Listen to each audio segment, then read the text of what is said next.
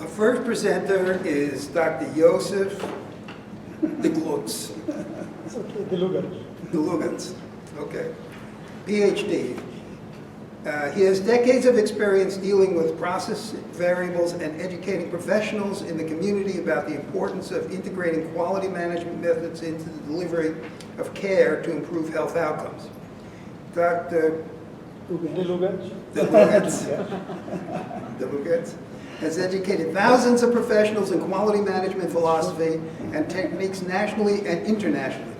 He's an adjunct professor of quality management in the Baruch Mount Sinai MBA program in healthcare administration, an adjunct professor of information technology and quantitative methods, and professional faculty coordinator of the MBA program in quality management at Hofstra University, a visiting professor to Beijing University's MBA program, and an adjunct associate professor of medicine at the New York Medical College, Valhalla, New York.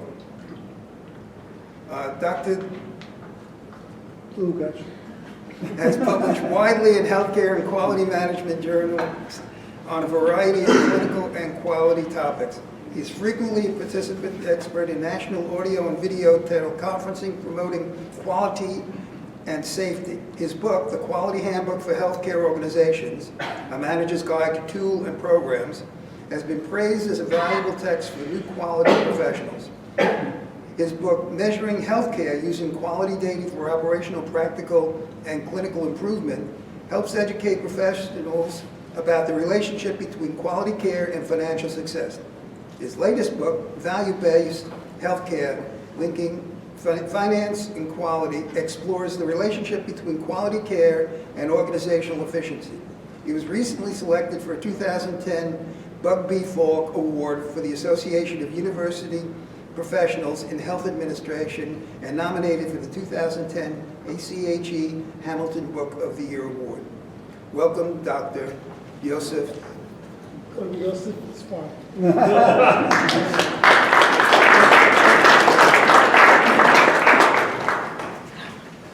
I didn't realize that pronouncing my name would be as difficult Oh, wait. as implementing quality in health. I gotta change the presentation. Yeah, please.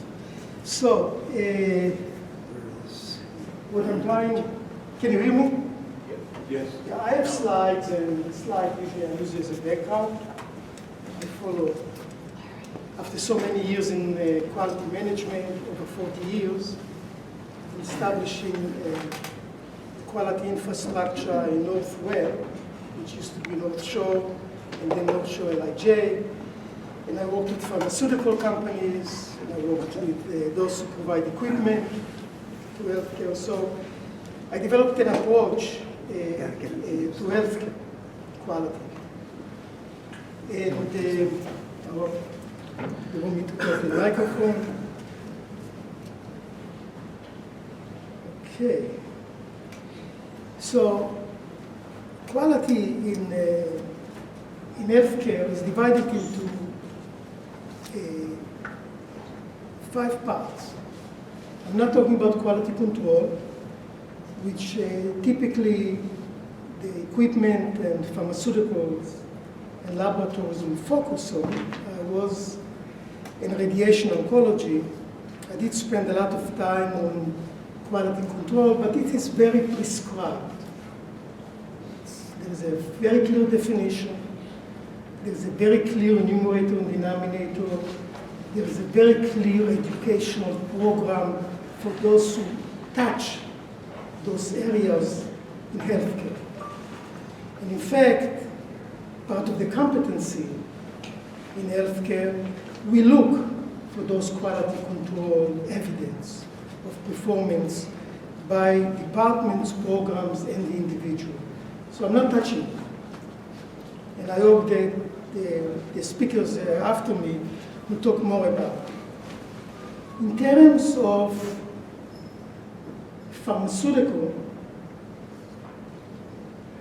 we in healthcare, and today a little bit more as we develop understanding of data and variables, we focus traditionally on adverse drug reaction drug utilization, which is very complicated, by the way. And today, if you look in JAMA, which is a peer-reviewed journal in medicine, in the business section of the New York Times, they devoted quite a lot on the waste in healthcare.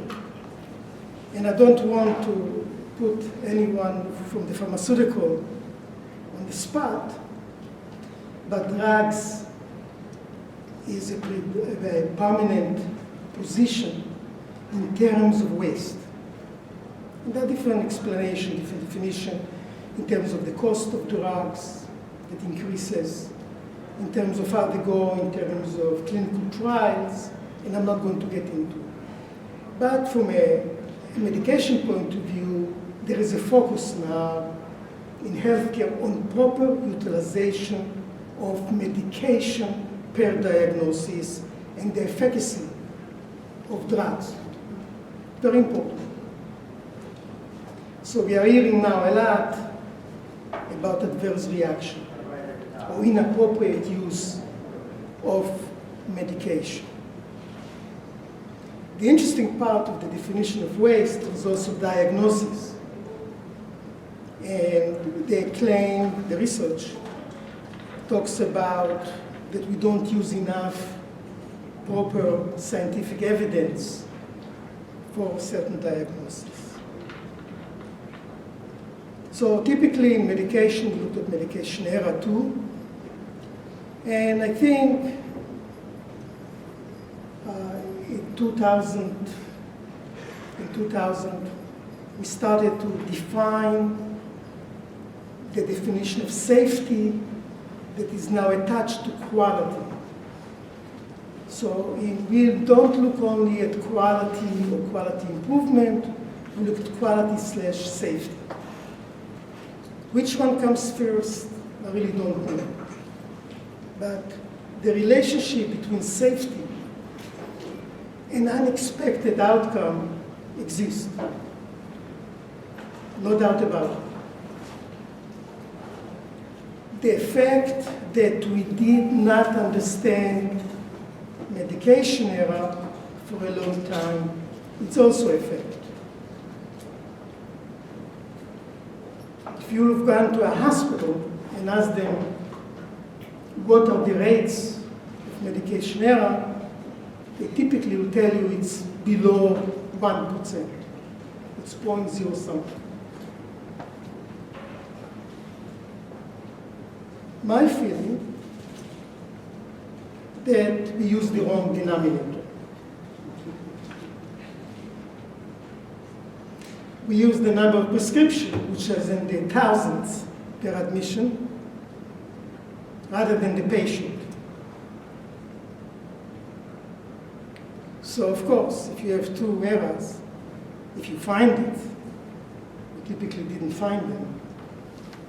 If there was no sequela, you come up with those ridiculous numbers.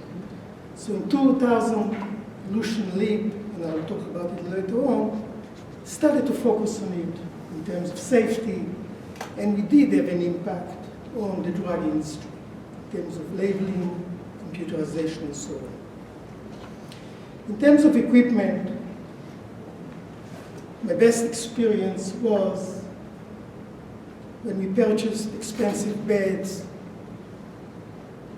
to prevent skin ulcers.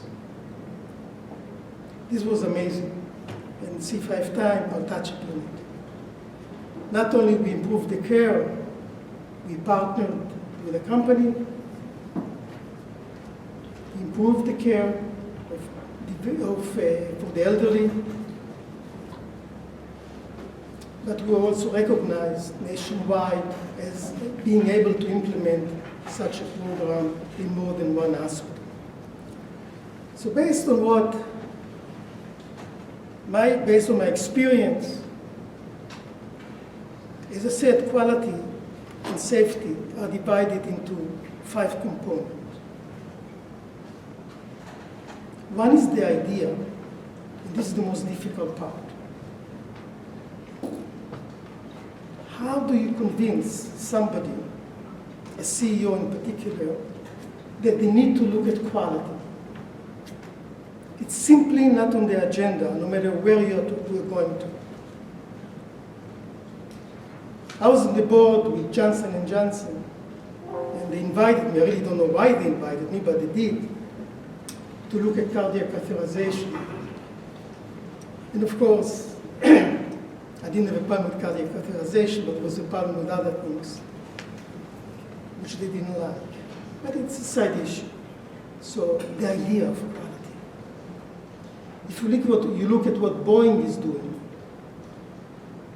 trying to recoup the billions of dollars they're going to lose because they didn't provide a quality, safe product. And it's still grounded.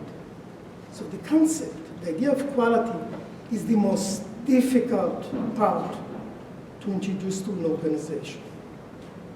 You simply, it doesn't mean anything if you have a quality assurance department or quality improvement department, whatever. If the CEO and the board of trustees don't accept it, it's not going to work. I'm convinced. The second part, which I had the pleasure of working with Dr. Kim, is statistics. Statistics is important. Analytics is important. Decision support is important. Prediction is important. But in some industries, the variables are clearly defined. In healthcare are not.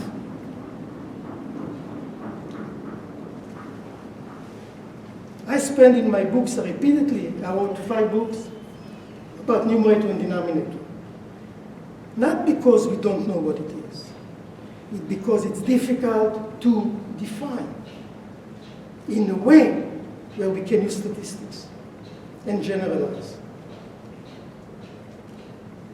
This is the most difficult part. In Hofstra, the statistics is superb. It's a great pleasure for me to work with them. In fact, I teach analytics there. I stopped recently. I didn't want to teach at night. And Dr. Kim says to me all the time, don't forget the zeros, the missing values. So it's important. But unlike other industries in healthcare, with the advancement in electronic medical record, we are starting to develop databases. But it doesn't mean we have it yet. We are developing it. An electronic medical record is not a database. It's not, no matter what we think about it. The third part of quality is implementation. How do you implement a program where the CEO doesn't think much of it? Or it doesn't even include in the budget? How do you do that? Very hard. And in fact, I don't have the article. It was this Saturday in Boeing. They called it a culture of misleading. I don't remember. In terms of providing the wrong information. The fourth part is implementation. Teaching, quality, in organization, we're not talking in school, where the CEO must figure out how to allow time for residents, fellows, physicians, nurses, other clinicians to study quality. And then the last one, once you improve something, is the change. Is there enough money in the budget to change? So as you can see, quality is not easy. It's not an easy thing to implement in healthcare.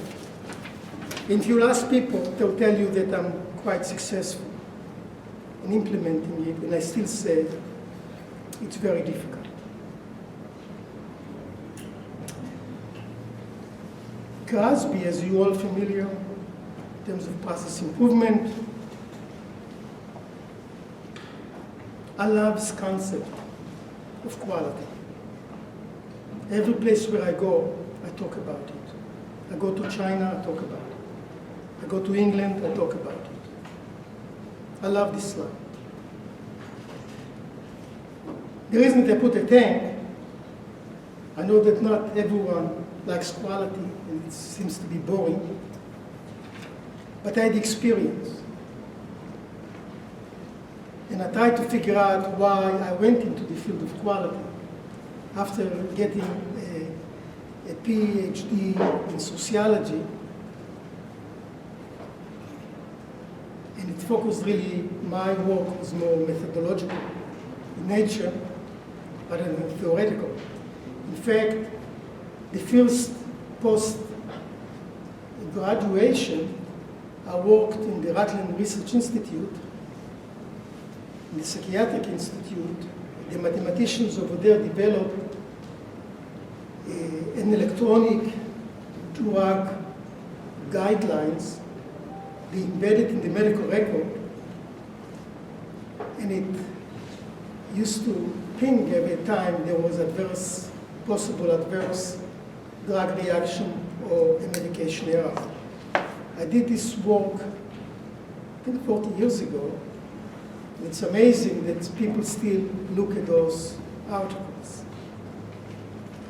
So things changed, but didn't change at the same time. So I tried to figure out, why did I go into quality? What made me think about it? And then, when I looked back, and I realized, wow, what I did in the army is a little bit similar. I worked in the Armored Corps, and unlike in a hospital where we do orientation, now we talk about boot camp for physicians. Did you hear about it? Where we give special education. We send them to be educated on quality and safety. It's a very rigorous program. So I said to myself, oh, I did it too. I went to boot camp, and then 8 months of teaching how to maintain tanks. And all of the characteristics are almost the same as in the operating room. I gave a similar talk to the American Surgical Society, and they loved it because I showed them how a tank and being in the operating room, it's the same thing. So I'll talk about it throughout my presentation. So quality is the result of a carefully constructed culture. We have to create a culture of quality. And you know what it is because you all came here and you're familiar with the concept, but how to implement it is hard. I spent years trying to figure this out. Yes, there are different re-engineering, there are lots of consultants, but how do you create a culture where it sticks? Where you have a turnover among employees, where you have a turnover among CEOs.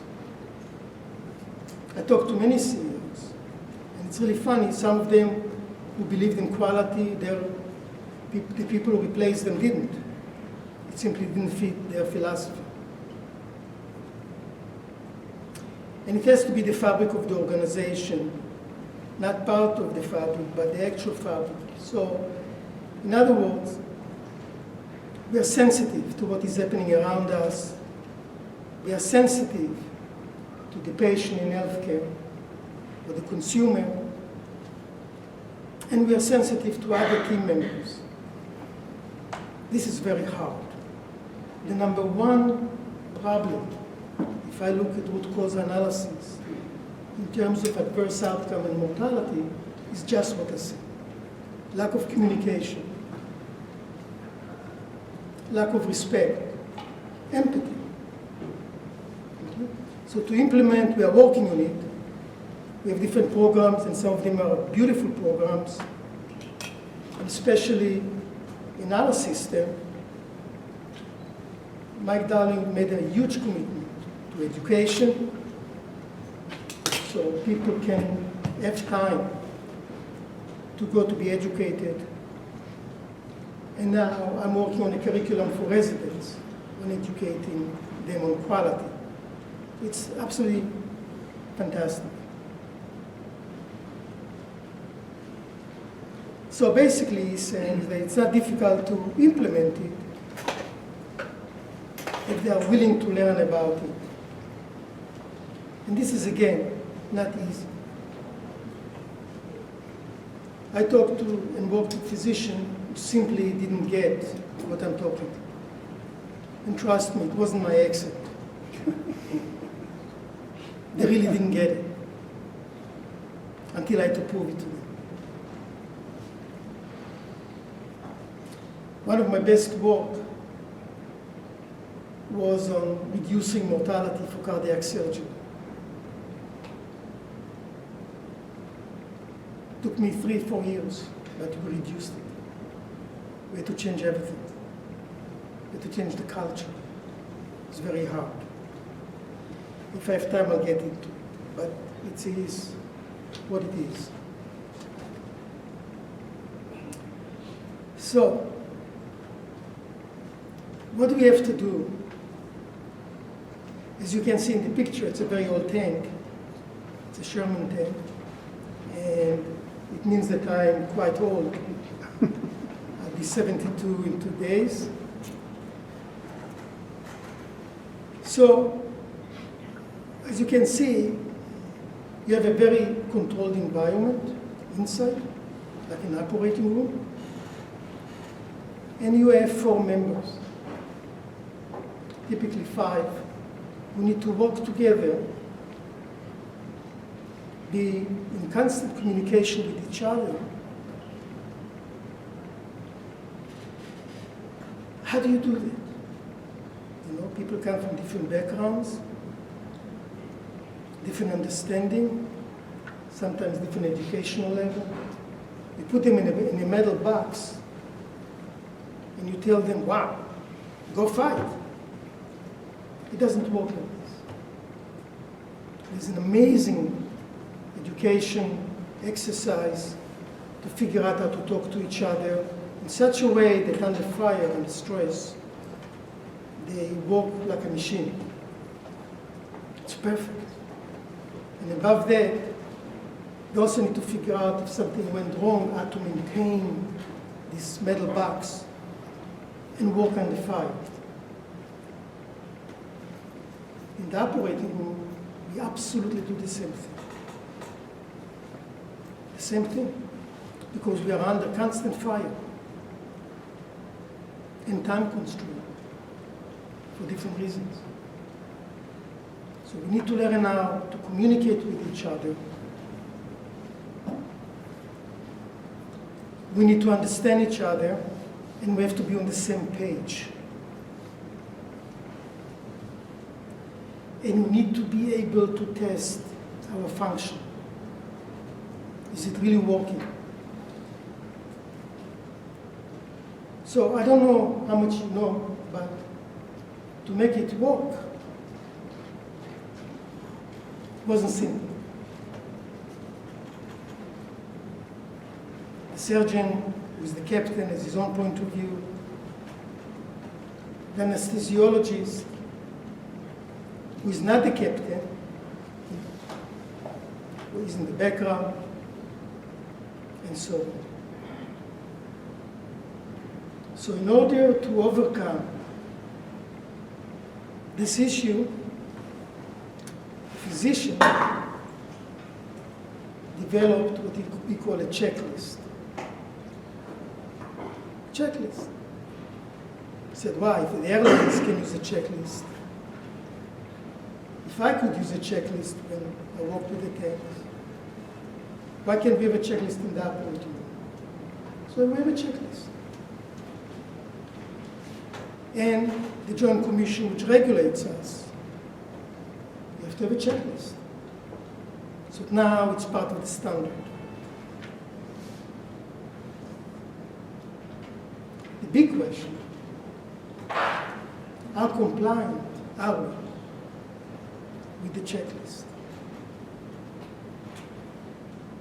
This is a big, something to think about.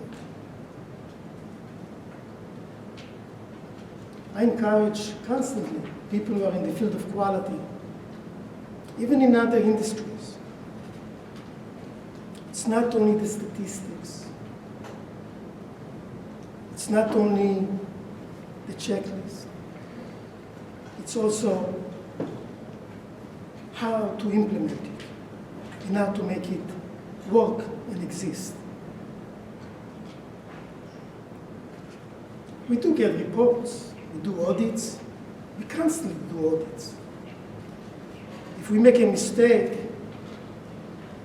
in the operating room and it's the wrong side surgery, we immediately do audits to make sure that in the future we don't make these mistakes. The amazing thing is that those problems still occur. Still occur.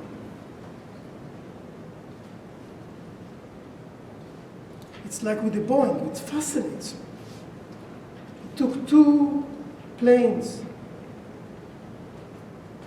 to fall, so-called falling from the sky and kill so many people, before the pilot who did the simulation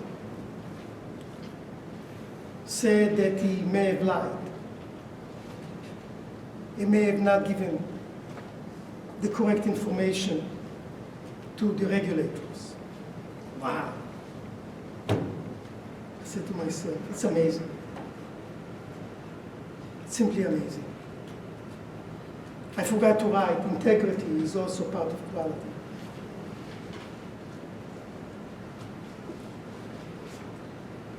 Not only we have to be honest, but I think we have to have a little bit what I call chutzpah, to be able to stand in front of the board and a CEO and tell him we have a problem. It's not easy. It's really not easy.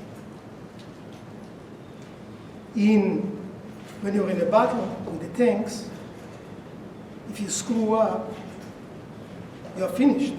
You know that. You're absolutely finished. There's no missteps. You're finished. But here, we have room to negotiate what I call real-life situation. And this is a problem, a big, big problem. What I did for you, and I hope you will have the slide, I was told that you will have the slide. I did like an historical overview of quality and its impact in healthcare. So you can see safety is a big deal. And then, slowly and slowly, we put our hands around the concept of quality.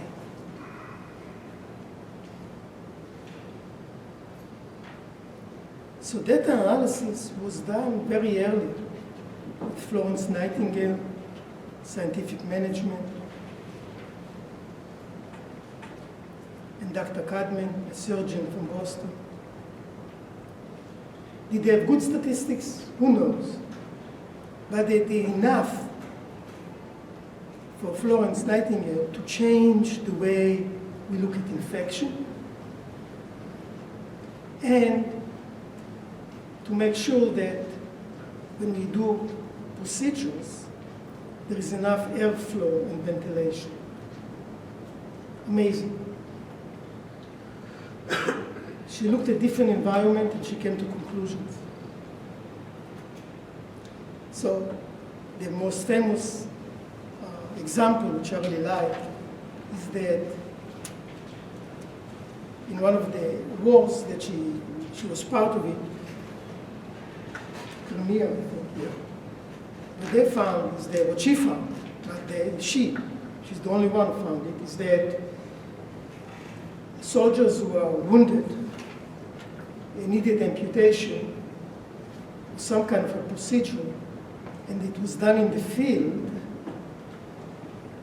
were survived more often than those who were brought to a hospital, a field hospital. In the field hospital, death and amputation rate was much higher. Amazing. And she came up to her own conclusion. In fact, if you go to the museum in London, she talks about the structure of how a hospital should be. And this is in the 1800s. It's amazing. So, since that time, we did nothing in quality until 1950. The Joint Commission talked about equipment, drugs, again, quality control, and it wasn't something that you could really call quality. It had to do more with regulation and compliance, nothing to do with the definition of quality or the definition of safety. As you can see here in this slide, until 1980, we really had to borrow concepts and ideas from industry and adapt for healthcare. It's very interesting. I used to go to the same conference in Harvard on quality with my counterpart from Ford. And we talked a lot about how we look at quality. And to my amazement, I told him, machine is a machine. What is the big deal? It's almost like quality control. You can figure out the steps. And he told me it's also very difficult to implement in spite of the fact that everybody talks about quality. And you know what happened to the automobile industry over time. In 1990, we had, for the first time, the Institute of Medicine is telling us, hey guys, we are doing something wrong. We are not delivering good care. And this is a very nice slide. This is the big change in healthcare in terms of understanding quality. For the first time, we looked at outcome. And the outcome was mortality. And they told us that our mortality is above expected. And then, you can see private industry is getting involved in the healthcare. And this has to do with economic also processes. And quality, I think, was more secondary to them. It was really more about the business part. I sat in some of those meetings with the HMOs.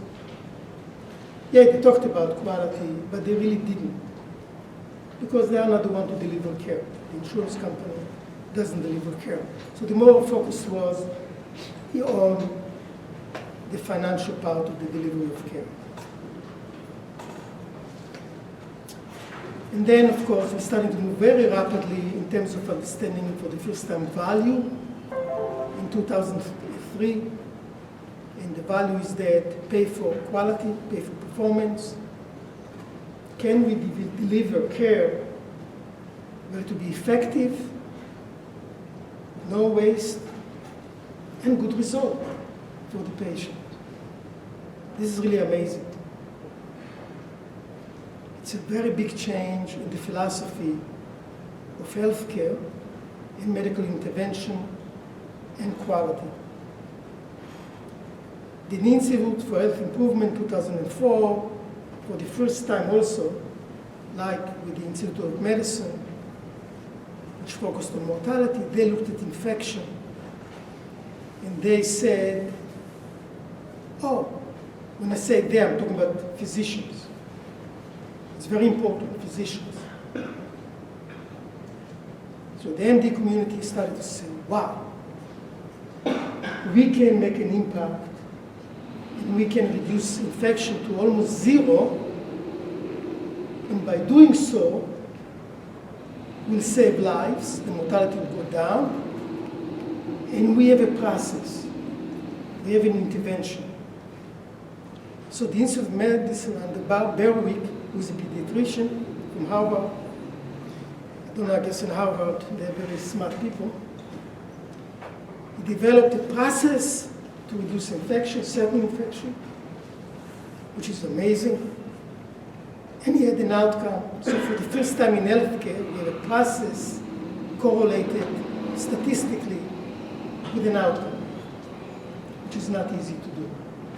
So they developed a very nice, clean database that they were able to convince the whole healthcare industry in the United States to make changes in certain intervention to reduce infection. This is amazing. Absolutely amazing.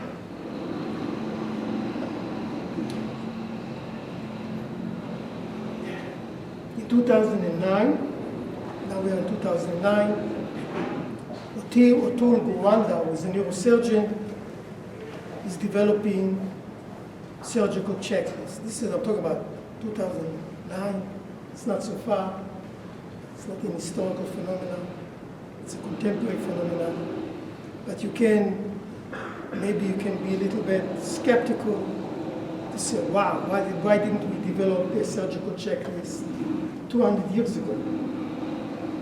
It's not a big deal, but he did it in 2009. And this is really amazing. And then we have another physician who developed a checklist later on for patients in the ICU, because again, it's a complicated process.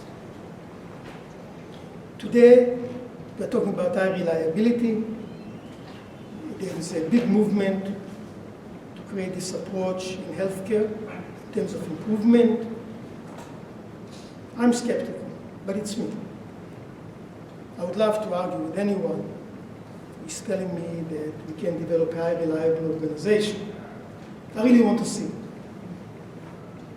Boeing is supposed to be a high reliable organization, no? Boeing. It took what, 600 people to die? And we take examples from the airline about quality. So we need to think about it. As I said, nothing is for free. So in 2014, as you see, Peter Provost, he's I think he's an anesthesiologist. He developed a checklist for ICU and safety, etc. I don't want to go into detail. This can be a separate lecture. But it's really amazing that everything is now. It's not old. It doesn't even have a history. We still make the same mistakes, and it's not adapted everywhere. So, there are different models in healthcare.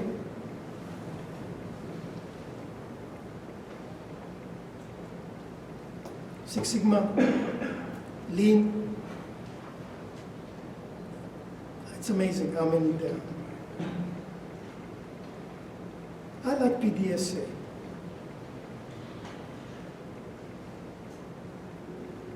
Because it doesn't only look at process, it doesn't look at culture. I can look at outcome. With the lean and so on, it's only for processes, but the processes need to be defined. You need to have an hypothesis. I teach now residents, when I talk about quality, about hypothesis development. I love it. Talk to them about the null hypothesis. What I'm trying to warn them is that you cannot do quality because you want to do quality. Or every peer review publication is a quality project. You must have an hypothesis. You must define clearly the variables that you're going to tackle.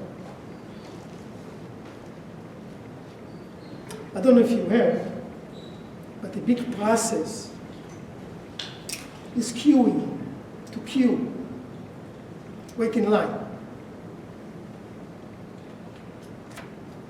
And Harvard, again, it's amazing, they really have time to do all of those things. They developed a queuing theory, and I forgot the name of the gentleman. So I always used to tell him, you know, going to the movies, I can use your queuing theory to predict.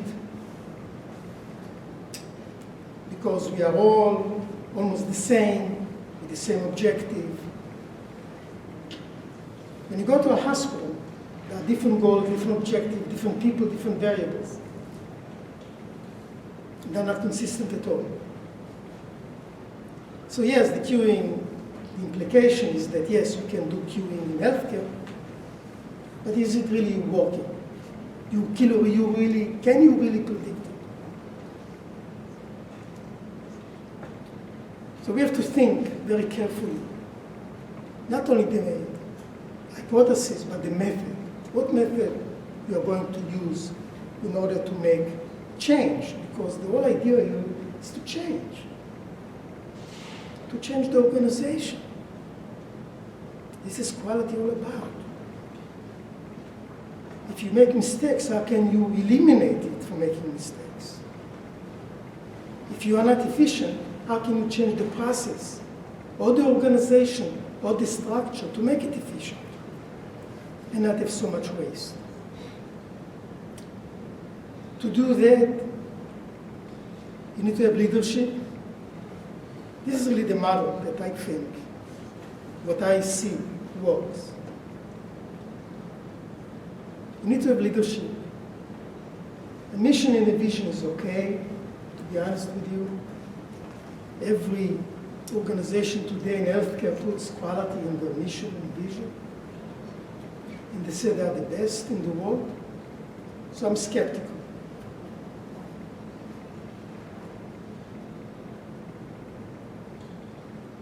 You go to an insurance company, they say the same thing in terms of quality and safety. So you really need to see what leadership is doing, embracing. In our system, Mike Dowling focused on sepsis. He did it 3 years ago, and we're still doing it, and he put lots of resources to tackle this complicated issue, look at evidence-based medicine and so on, and processes to improve. The second part, what comes with quality, is accountability. Who is accountable for that? A department of quality assurance, quality management, or safety cannot be accountable for the outcome in an organization. They cannot be accountable for safety. The caregiver is accountable. The people who work at the bedside are accountable. In the same way as in Boeing, the engineer and the pilot who tested the process are accountable. Accountability means if you screw up, you have to stand up to it. You have to explain it, and you have to figure out how to improve it. This is the bottom line. There are many theories about accountability, especially if you look at other industries. And in sociology, we spend a lot of time looking at formal versus informal organization and how accountability disappears. It becomes gray. So this is something to be able to achieve. Quality management tools are extremely important, and I'll show in a slide what we use a little bit. Communication structure. Then comes measurements and data analysis. Ongoing education about the improvement, the processes, the techniques. Then implementation. Show the change, show the delta. and then statistical report on outcome and process. So to do all of that, you need to have a different culture. Because if you come to a physician and say, oh, by the way, you need to measure how many of your patients who came for chemotherapy, for example, it didn't work for them. Can you tell me, doctor, how many? What is your numerator and denominator? I don't know if there are any physicians here, but very few can say that. There are some organizations who can say, they can say it, because they are intrinsically collect such information. So here what you have is the tools that we use.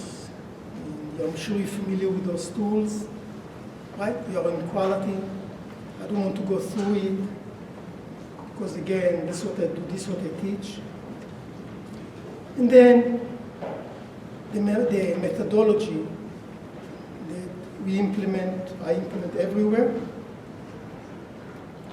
regardless of the organization or the process. And it's very self-explanatory in terms of doing things, to change organization. The most difficult is the act, is to communicate improvement and reassess. Communicate to physicians, nurses, and board of trustees and CEO. On the board level, it's not easy in terms of data. Some of the board members are lay people, they don't understand statistics. Nevertheless, you need to figure out how to deliver the information effectively so they can understand and make decisions. I had to deliver to the board my understanding of cardiac mortality, so they supported my activities. Okay.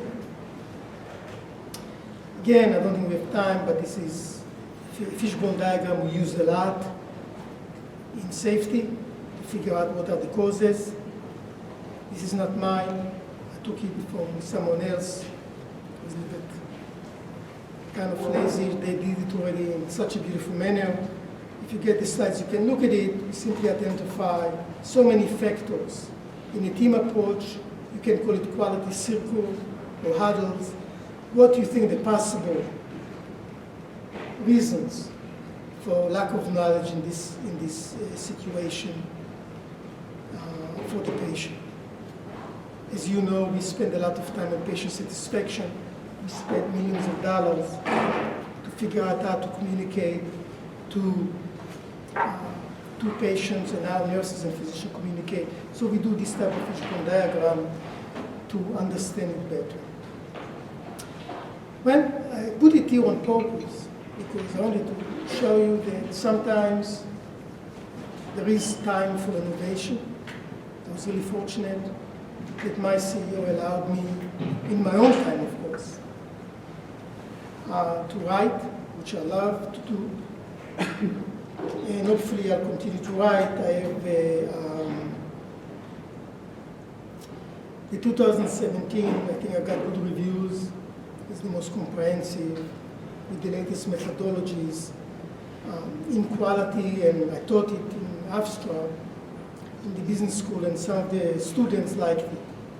They even could repeat to me what they read, which is good.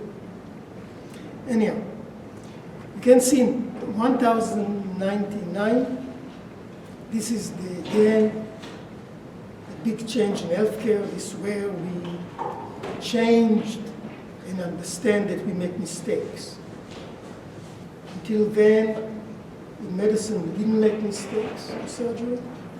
It all went to case conference, mortality and morbidity, and it was explained with its own unique logic. And here the Institute of Medicine told us, well, you're not good, you make mistakes. And where we make the mistakes, and this type of work, misdiagnosis, kills as many as 98,000 Medicare patients a year. Now the numbers are going up to over 100,000. You wouldn't believe it. I heard this, the person did the research.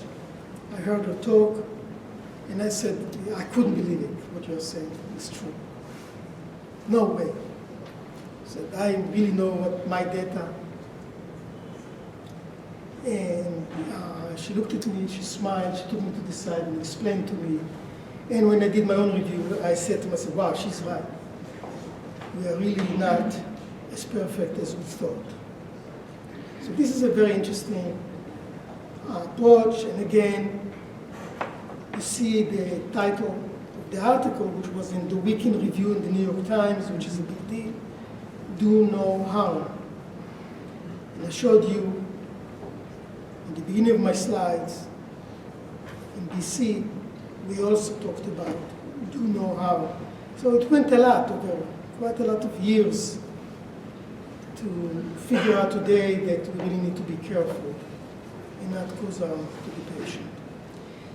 Again, this is an example of a process that we can delineate, we can measure, we can look at outcome, we can define, and we can make sure that the patient moves from one phase of care to the next without any complication in an efficient manner. No waste, no bad outcomes. And we have beautiful measures that goes with it, and nice database. And this is the key. We changed, we are changing. We use checklists. We're trying to make the patient comfortable in this type of scary situation. And again, this is important. This is important. We know now that patients are customers. They don't only get orders, and the communication is one way, but now it's two ways. Listening to the patient is extremely important. Very, very important. So we can understand and figure out the diagnosis. As I told you, I worked for many years on cardiac surgery in two big hospitals. We reduced the mortality almost to zero, including complication. And the last article that, and I published my experience on that in 2015, and Dr. Hannon, who developed the risk adjustment for mortality for all of New York State, and by the way, it's one of the best risk adjustment models in the country. Absolutely superb, the way he did it. And the statistics behind it, the algorithm is absolutely unbelievable. It's so good now that today when you talk to cardiac surgeons and invasive cardiologists, they'll talk about numbers. They don't say I'm good. They said my mortality rate is 0.00 something. My complication rate is 0.00 something. So when you go, as you advance in age, we all need cardiologists. Look at their data. They will tell you about their profile, statistically. This is one of the few places in healthcare that I can tell you the numerator and denominator are perfect. The risk adjustment is perfect. The mathematics is perfect. And it applies. It applies. The second area is transplantation. The statistics there are superb too. Unbelievable. So here I got a accolade from Professor Hannon. He's he's teaching in Albany, right? Yes, teaching in Albany. And he loved all the process, and he said that we should do it, we should implement in other countries too. Anyhow, my time is almost over. I want to show you, I put those pictures from a sentimental point of view, but again, it shows you that in the operating room and in the field, we work in the same pace. And the reason that I'm feeling so comfortable in our quality process is that I worked under Jay Gallagher, who was the CEO of North Shore, and he's the first one who recognized the quality. And he gave me any resource I wanted. So I was really fortunate in that way. We did a fantastic statistical analysis on patient in ICU, developed models with Apache, we call it Apache, which still works. So this is very important. And what I did here, I hope you have the slides, right? You do have the slides? So there are 7 principles that we need to have. It works either in the battlefield or in the operating room or in any unit, basically. In fact, I talked to some Israelis about these models and they loved it. So the principle is that you need to protect the patient, number 1. You have to figure out how to do it. And by doing a good diagnosis, you protect the patient. And if you cannot do it, you need to recognize that you cannot do it and give it to somebody else to do it, a consultant. Be committed to providing the best care possible. Be prepared to make quick and correct decisions in a crisis. Be prepared to introduce the right intervention in a crisis. Review processes for flaws and maintain vigilance against flaws. Analyze the patient population served to best manage commonalities and constantly evaluate and review patient care. And it really works. Today, we look at outcome in terms of patient's opinion. So patient's opinion counts as much as infection rates or mortality. So when in P4P, to get the best value, we look at clinical targets, but we also look at the social dimension. And especially today, as we go to population, we're trying to understand the denominator. We look at diversity.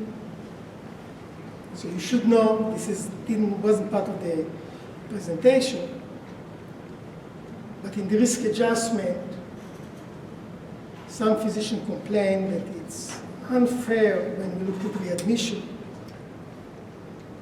because the readmission changes pending the population. In other words, low socioeconomic status and being a minority has an impact on the admission in terms of their access to primary care providers and healthcare. So now we are ready. I didn't see the new model yet. It's being effective, but we're ready now. And there are tests on adding social variables into the risk adjustment, which was more clinical and biological. So, my time is over. It's right. I'm finishing at 10:30. Yes? So, I don't know about you, but I had a good time recapping what I did in 40 years. More than 40 years. But what I'm trying to say is that there is no best answer of one thing. I would love to see more of a partnership between industry and academia. And I would like to see I'm much more interested in private industry now, not so much in healthcare. Healthcare is fine. I think we're moving in the right direction. As I told you, we are understanding data better and variables. We are teaching now in the medical school informatics. This is moving nicely. But it would be really nice to have a partnership between academia and other industries to develop a quality model. A quality model that doesn't only rely on quality control and statistics, but the whole concept of culture and accountability to implement a better product, an efficient product, and a good product. So, if you have any questions, I'll listen to you. I don't know if I'll answer all of your questions. If not, this is the end of my presentation. Can I ask one question? Sure, go ahead. This really relates to this slide. There has been a lot of proponents and opponents of using patient experience data as expressed by the patient as part of how you assess quality. And I wanted to kind of have your point of view as to what you thought about that. I'm changing my mind, to be honest with you. I felt that patient satisfaction is very biased. It's not objective. But then I said to myself, wow, why is this more biased than the engineer who said that the Boeing is okay? So I think we need to listen to the patient. This is number one. Number two, in order to improve on evidence-based medicine, we must listen to the patient. Otherwise, we don't understand what they have to go through. So it's important. See, I go back to the Deming model Yes. of quality is meeting or exceeding the patient's expectations, and when customers' expectations. And when you do so, I always looked at it as you have a much better likelihood of patient compliance when they really have an understanding of what they should be Yes. expecting. Absolutely right. This is the key, compliance. Because, as I said, in the other model, the risk adjustment, we take the social into account, social issues. It is what you just said. The reason that people go to the emergency room, they don't comply with the doctor. They have broken appointment. In fact, in our clinics, the broken appointment rate is almost 40%. And nationwide is the same thing.